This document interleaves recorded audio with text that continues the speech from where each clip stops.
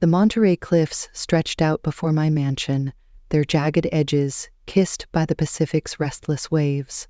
I stood in my driveway, the salt air stinging my cheeks, keys dangling from my trembling hand. 10 years.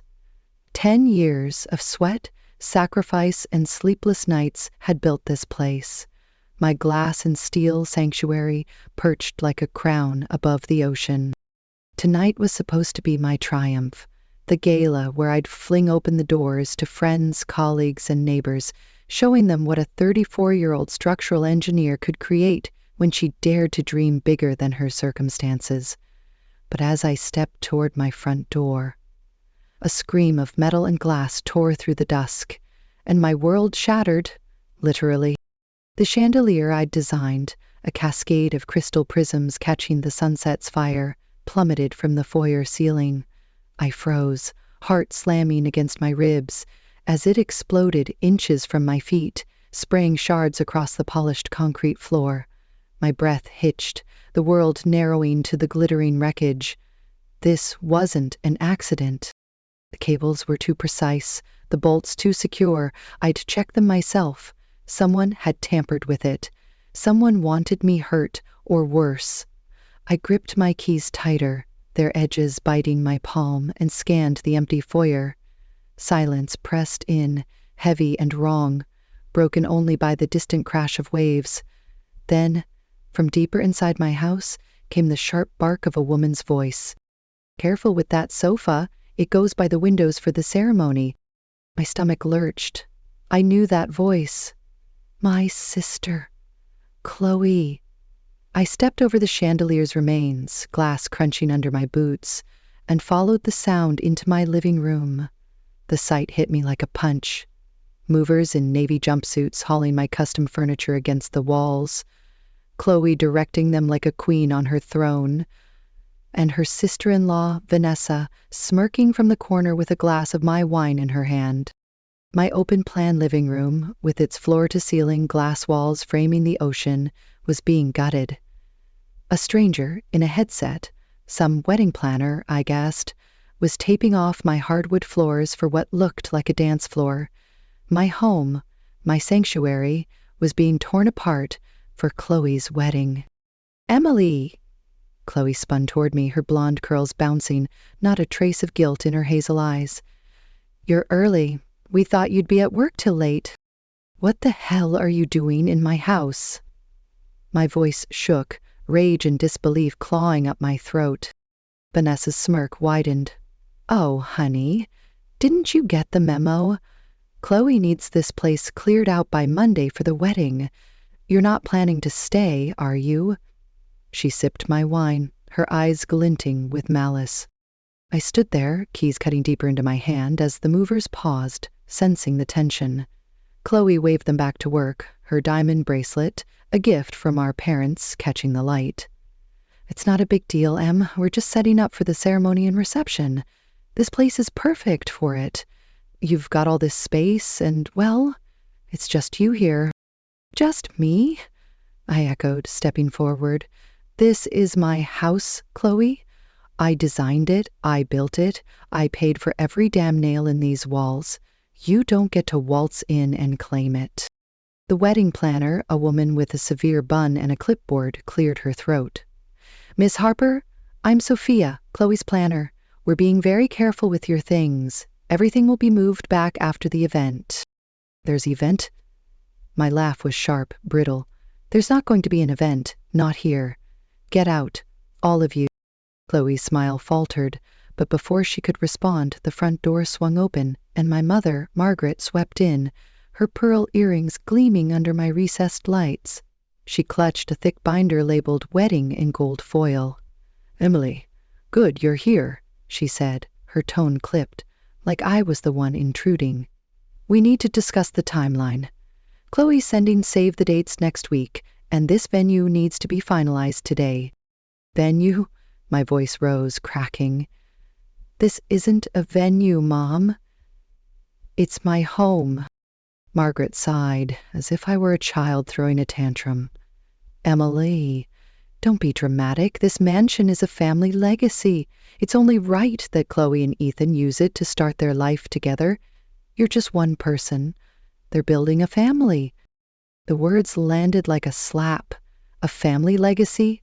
I'd spent a decade scraping together every penny for this place, living in a 500-square-foot studio while Chloe partied in the San Francisco loft our parents bought her. I'd worked 80-hour weeks at Ellison and Partners, my eco-friendly designs winning awards while I drove a rusting Toyota to save for this dream. And now, my own family was rewriting history, claiming my blood and sweat as their own. I was 8 when I first fell in love with building. While other kids chased each other in the backyard, I sat at our kitchen table, sketching bridges inspired by my grandmother's faded architectural journals. She'd been a draftsman in the 1940s, a rarity, and her stories of defying expectations lit a fire in me. At 11, my parents gave me a structural engineering textbook for Christmas, its pages heavy with promise. I pored over it, dreaming of the day I'd create something that would stand forever. That dream carried me through MIT, where I worked night shifts at construction sites to cover tuition, unlike Chloe, whose every whim, college, cars, clothes, was funded by mom and dad. Chloe, 4 years younger, was the golden child. She got a BMW for her 18th birthday, a fully paid degree in art history, and a loft in San Francisco as a graduation gift. I graduated with $80,000, 0 cents in student loans, which I clawed my way out of through sheer grit. At Ellison and Partners, I rose from junior engineer to lead developer, my designs for sustainable estates earning national acclaim. But while my colleagues bought condos and took European vacations, I packed lunches and skipped weekends to save for my dream, a 5-acre plot on Monterey's cliffs, where the ocean roared like a heartbeat. My partner Liam was the only one who truly saw me. A tech entrepreneur with kind eyes and a quiet strength, he'd sit with me over coffee in my tiny studio, listening as I sketched plans for my mansion. "You're building a legacy, Anne," he'd say when I doubted myself. "Not just a house, but proof of what you're capable of." When I finally bought the land, his pride was a lifeline. The $2 million 0 cents construction loan was a gamble, but I poured my soul into every detail. Glass walls to capture the Pacific's expanse, an infinity pool that seemed to spill into the horizon.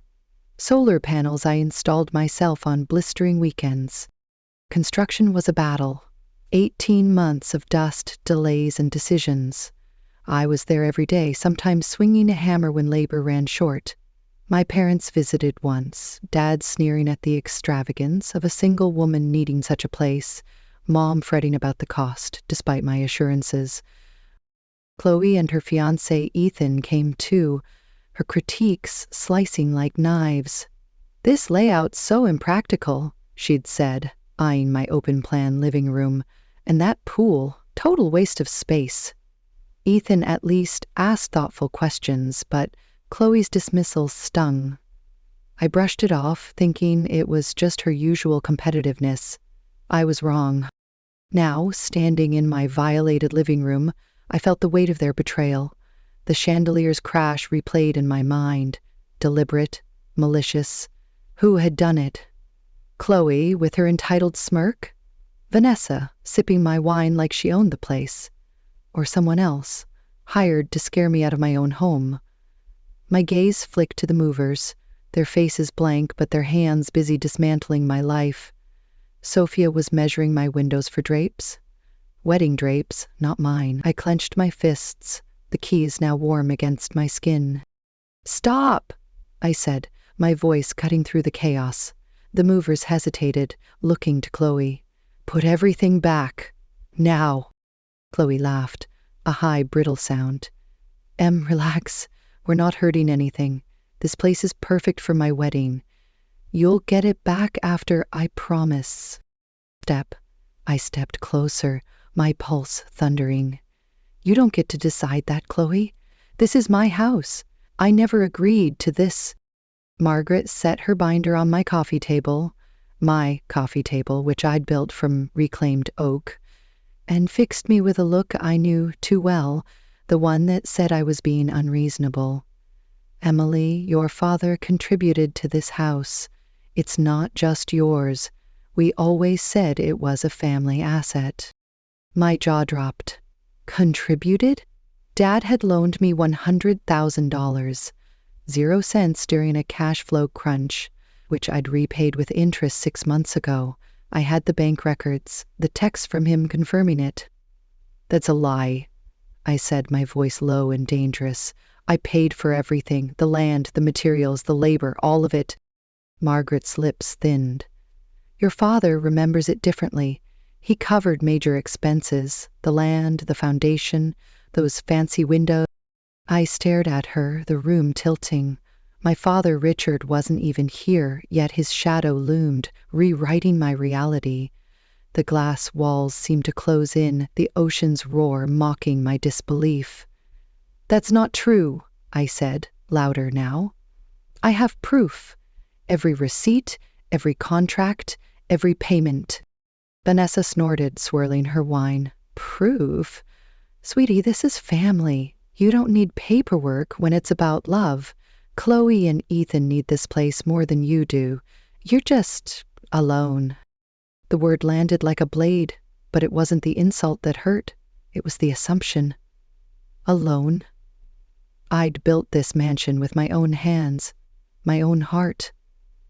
Liam's face flashed in my mind, his steady belief in me, my colleagues at Ellison who'd toasted my awards, my neighbors who'd watched this house rise from dirt.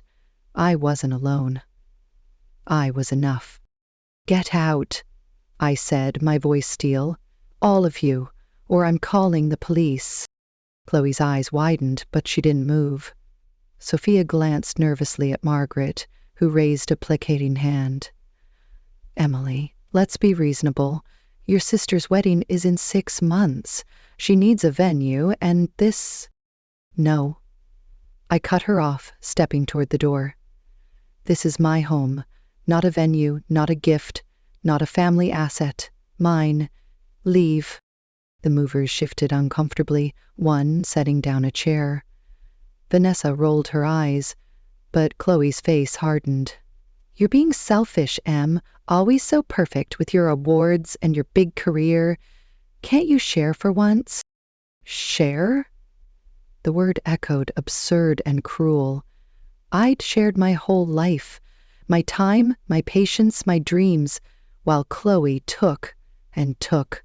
The chandelier's crash rang in my ears, a warning I couldn't ignore. Someone had tried to hurt me, and now my family was trying to steal my home. I opened the door, the ocean air rushing in, cold and sharp. Out, I said again, my voice unwavering. Margaret gathered her binder, her expression a mix of disappointment and calculation. Your father will hear about this, Emily. He's not going to be happy. Good, I shot back. Tell him to bring his receipts. As they filed out, Vanessa's smirk lingered, and Chloe's glare burned. Sophia mumbled an apology, but I barely heard it. The movers followed, their truck rumbling to life outside. I slammed the door, the lock clicking with finality, and sank to the floor, my back against the wood. The chandelier's wreckage glittered in the fading light, a mirror to the chaos in my chest. My phone buzzed. Liam, probably checking in.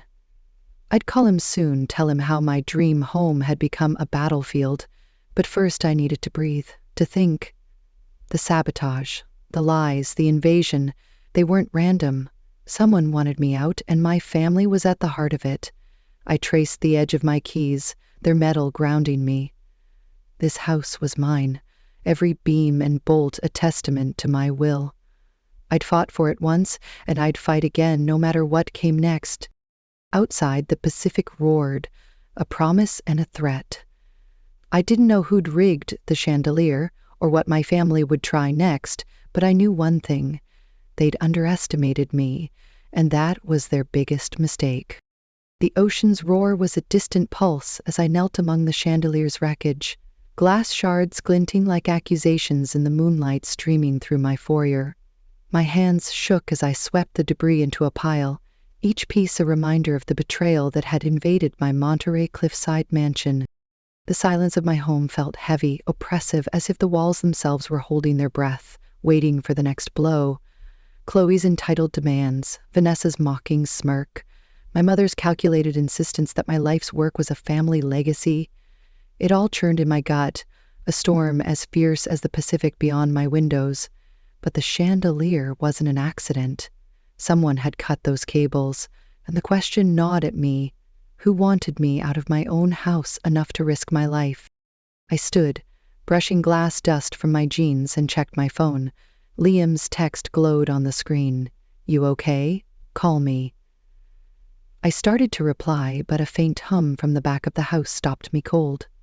It wasn't the usual hum of my home automation system, the one I'd programmed to dim the lights and adjust the thermostat. This was sharper, erratic, like a warning. I moved toward the sound, my boots crunching softly, my pulse a drumbeat in my ears. The utility room door was ajar, and as I pushed it open, a faint, acrid smell hit me. Burning plastic, copper, smoke. My heart lurched. The electrical panel was sparking, a thin wisp of black smoke curling from its edges. I grabbed the fire extinguisher from the wall, my hands steady despite the panic clawing my chest, and sprayed foam at the base of the panel. The sparks died, but the smell lingered. A ghost of danger. I flipped the main baker, plunging the house into darkness, and stumbled outside, gulping the cold ocean air. Standing on my lawn, the cliff's edge a shadowy drop behind me, I dialed 911. "There was a fire in my electrical panel," I said, my voice calmer than I felt. "It's out, but I need someone to check it." The dispatcher promised a fire crew within the hour, and as I hung up, my phone buzzed again. A text from Chloe. "We need to talk. You're being unreasonable. Dad's furious." I stared at the words, my blood boiling. Unreasonable? They'd invaded my home, rearranged my furniture, claimed my life's work as their own, and now someone had tried to burn it down? I didn't respond. Instead, I called Liam. "Donnie? Em, what's going on?" His voice was a lifeline, steady and warm even through the phone. I told him everything. The chandelier, Chloe's takeover, the fire. He was silent for a moment, then said, "I'm coming over. Don't touch anything else until the fire crew gets there." I nodded, though he couldn't see me, and sat on the steps of my wraparound porch, the ocean's rhythm a faint comfort. The fire truck's wail echoed in the distance, and as its red lights flashed up my driveway, I braced myself for what they'd find. The fire captain, a grizzled man named Torres, inspected the panel with a flashlight, his face grim. "This wasn't a fault," he said, pointing to a melted wire. "Someone stripped the insulation and crossed the circuits. Deliberate. You got enemies, Ms. Harper?" My stomach twisted. Enemies? I'd built bridges, literal and figurative, my whole career. But my family's faces flashed in my mind. Chloe's entitlement, Vanessa's malice, my father's lies about funding my mansion. "I'm starting to think I do," I muttered. Torres promised a full report and advised me to call the police. As the truck pulled away, Liam's Tesla rolled up, and he was at my side in seconds, his arms pulling me into a hug that smelled of cedar and safety. "They tried to burn my house down," I whispered against his shoulder. The words surreal. My own family. "We don't know it's them yet," Liam said, but his jaw was tight, his eyes scanning the dark lawn. "But we're going to find out. First we secure the house. Then we get answers." We spent the next hour resetting the breakers, checking every system. The fire had been small, contained, but the message was clear. Someone wanted me scared, maybe gone. Liam stayed close, his presence grounding me as I fought the urge to collapse under the weight of it all. My mansion, glass walls, infinity pool, solar panels I'd installed with blistered hands. was supposed to be my sanctuary, not a battleground. But as dawn painted the Pacific pink, I knew this was only the beginning. The next morning, I woke to a pounding headache and a text from my mother. "Family dinner tonight. Your father insists you attend. We need to resolve this." Resolve what? Their attempt to steal my home? I ignored it and drove to Ellison & Partners, my San Francisco firm, to clear my head. The office, with its sleek steel desks and skyline views, was my second home. But even there, I couldn't escape. My colleague Sarah, my best friend since MIT, noticed my distraction during a client pitch. "Em, you okay?" she asked as we grabbed coffee in the break room. I spilled everything: the chandelier, the fire, Chloe's invasion. Her eyes widened, her freckled face flushing with anger. "They did what? Your sister's trying to take your house? Oh, hell no." Sarah slammed her mug down. "You've got the deed, right? Bank records, contracts?" "Everything," I said. "I'm meeting my attorney this afternoon." "Good. Nail their asses to the wall." I forced a smile, but the weight of betrayal clung to me. Back at my desk, I pulled up my files. The land purchase agreement with my signature alone, bank statements showing every payment for the $2 million, 0 cents construction loan, the deed in my name. I even had the text from my father, Richard, confirming I'd repaid his $100,000 0 cents loan with interest. Got it, Em. No need for the interest, but thanks. But one file stopped me cold. A county recorder document, emailed by an anonymous sender, claiming Richard owned 50% of my property. The signature looked like his, but it was dated a month ago, after I'd repaid him. Forged. My hands shook as I forwarded it to Claire Nguyen, my attorney. Claire's office in downtown Monterey was a haven of leather chairs and calm competence. "This is a non-starter," she said, tossing the forged document onto her desk. "Your deed is airtight, Emily. The loan repayment texts, the contracts, your contractor's records, they all confirm you're the sole owner. This forgery is sloppy, desperate even, but it's evidence of intent. We can use it if they push this." "They're pushing," I said, my voice tight. "Dad's threatening a lawsuit, claiming a verbal agreement." Claire snorted. "Verbal agreements don't hold up for real estate. He's got nothing. But be careful. This kind of behavior, forgery, sabotage, suggests they're not thinking rationally." Sabotage. The word hung heavy as I drove home, the cliffs looming like sentinels. I'd barely parked when I noticed my front gate, a custom-wrought iron design, hanging off its hinges. A deep gouge scarred the driveway, tire marks leading to the road. My security cameras were offline, their wires severed. I called the police, my voice steady despite the dread pooling in my gut. The officer who arrived, a young woman named Patel, took photos and dusted for prints. "Looks like a hit and run," she said. "But the cut wires? That's deliberate. We'll pull traffic cam footage, but you might want to beef up security." I nodded, already dialing Mike, my contractor. "Em, what the hell's going on?" he asked when I explained the gate, the fire, the chandelier. "Your family's lost it. I'll send you an affidavit, confirming you paid for everything, made every call, you were the only client. Hell, you were practically on site more than me." "Thanks, Mike," I said, my throat tight. His support, like Liam's and Sarah's, was a lifeline. But as I hung up, a new text from Chloe lit up my phone. "You're ruining my wedding, Em. Why can't you just share?" I deleted it, my anger flaring. Share? She'd never shared a damn thing. Not the spotlight, not our parents' love, not even a shred of respect. The gala was 2 days away, and I threw myself into preparations, determined to reclaim my home.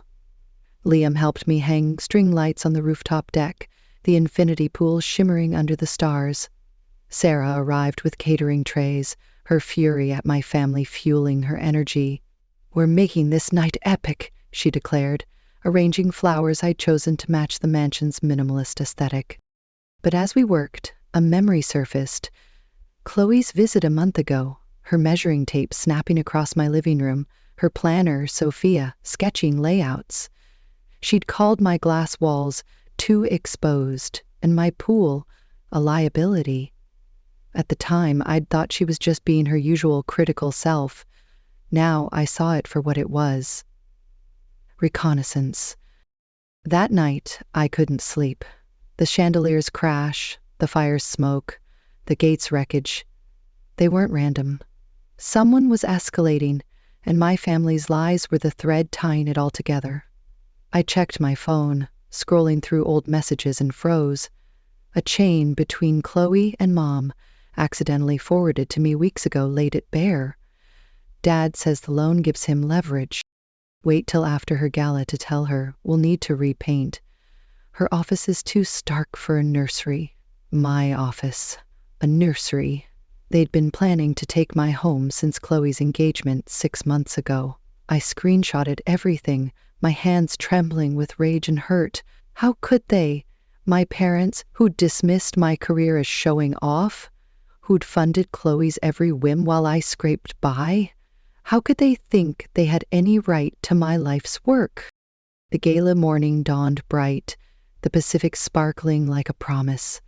I was setting up the bar when Sarah burst in, her phone in hand. "Em, you need to see this." She showed me a local news site, a headline screaming, "Local developer hoards mansion denies sister's dream wedding." The article painted me as a selfish careerist, quoting an anonymous source who sounded suspiciously like Vanessa. My stomach churned. This wasn't just family drama anymore. It was a public smear campaign. "We fight back," Sarah said, her eyes blazing. "You've got the truth on your side." I nodded, but the weight of it all, the sabotage, the lies, the article, pressed down. I called Claire, who promised to draft a cease and desist letter to the outlet. "Focus on your gala," she said. "Show them who you are." The gala was a blur of preparation, but as guests arrived, my home came alive. Colleagues from Ellison admired the solar panels, neighbors toasted the view, and Liam's hand on my back kept me grounded. The infinity pool glowed under the string lights, and for a moment I felt the joy I'd poured into this place. Then Chloe stormed in, uninvited, her heels clicking on my hardwood. "You're ruining everything," she shouted, drawing every eye. "This house is perfect for my wedding, and you're too selfish to share it." The room fell silent, guests staring. I stepped forward, my voice steady despite the fire in my chest. "This is my home, Chloe. Not your venue. Not your future. Mine. I built it, paid for it, bled for it. You don't get to take it." She scoffed, but before she could retort, a low rumble shook the deck. Water surged from the infinity pool, the pump exploding in a spray of sparks and flooding the deck. Guests screamed, scrambling back as I grabbed a fire extinguisher, dousing the sparks. Liam pulled me away, his face pale. "That's no accident," he whispered. The sabotage had followed me here, into my moment of triumph. As the fire crew cleared the deck, an older man approached me, his face weathered but kind. I recognized him. Judge Harlan, Ethan's grandfather, a retired Monterey magistrate. He leaned close, his voice low. "You've won this war, Emily," he said, bowing slightly. "Stay strong." His words were cryptic, a puzzle I couldn't yet solve, but they sparked a flicker of hope. What did he know? Had he intervened somehow behind the scenes? The guests rallied around me, their support a shield. My neighbor, Clara, whispered, "We saw the movers yesterday. We know this is your house. We'll testify if you need us." My boss at Ellison clapped my shoulder, praising the mansion's design. But Chloe's outburst lingered, a stain on the night. I found Ethan outside, his face drawn. "I didn't know," he said quietly. "Chloe told me it was just a venue idea, not this." "I'm horrified, Emily. I'm sorry." "I believe you," I said, my voice softening. "But you need to talk to her. This can't go on. He nodded, but his eyes were troubled, hinting at a deeper rift. I let him go, my mind racing. The judge's words, the sabotage, the forged document, pieces of a larger puzzle. Who was behind it all? Chloe, driven by jealousy? Vanessa with her venomous smirk? Or my father, whose lies about funding my home masked something darker? The next morning, my family arrived unannounced. Richard, Margaret, Chloe, and Ethan standing on my porch like a tribunal. I opened the door, my folder of evidence in hand, the deed, bank statements, Mike's affidavit. "This ends now," I said, my voice cold. "This house is mine. Legally, morally, completely. You have no claim." Richard's face reddened. "I paid for the foundation?" "Lies," I cut in, laying out the documents. "Here's the land agreement, my signature only. Here's the loan repayment, your text confirming it.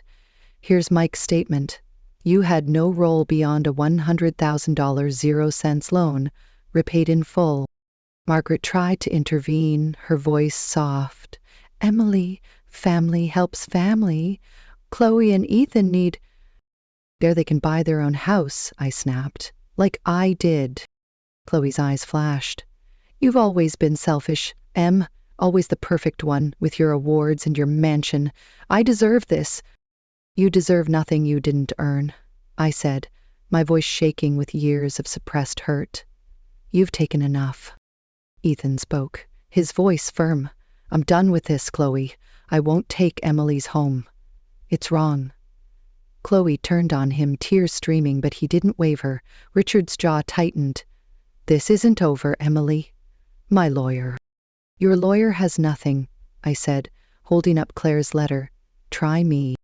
The confrontation ended with them leaving, Chloe's sobs echoing, Richard's threats hollow.